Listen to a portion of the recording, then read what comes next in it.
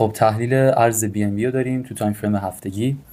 BNB رو ما تو کانال تلگرام برای بار اول دقیقاً توی این محدوده $263 بعد از بریک این خط معرفی کردیم و دیگه بعد از معرفی اون عدد $263 برای BNB هرگز به اون محدوده حتی سر به سرش هم بر نگشت و یه خرید خیلی خوبی بود و کسایی که این خرید انجام میدادن به صورت اثبات و بدون اهرم بیشتر از 100% تا الان تو سود بودن. در حال حاضر روی محدوده $585 داره معامله میشه و با توجه به تحلیلی که انجام دادیم خب اینجا هم ببینید سقف تاریخی خودش هستش.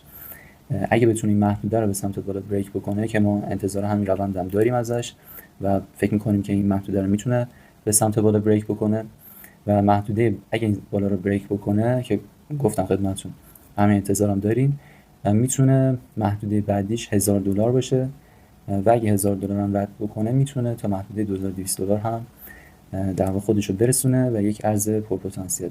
مثل همه ویدیوهای دیگه ما پیشنهادهای خریدی که میدیم اینو خدمتتون عرض کردیم که به صورت اثبات هستش و هیچ عنوان به صورت فیوچرز این پیشنهادهای خرید ما رو خرید نزنید و در بازار فیوچرز استفاده نکنید. مدیریت سرمایه رعایت کنید و پولی وارد بازار کنید که پول اصلی زندگیتون نباشه و در واقع زندگی شما رو به خطر نندازه و اون پول رو برای سرمایه‌گذاری در نظر گرفتید و برای سرمایه بالا حتما باید asset allocation انجام بشه.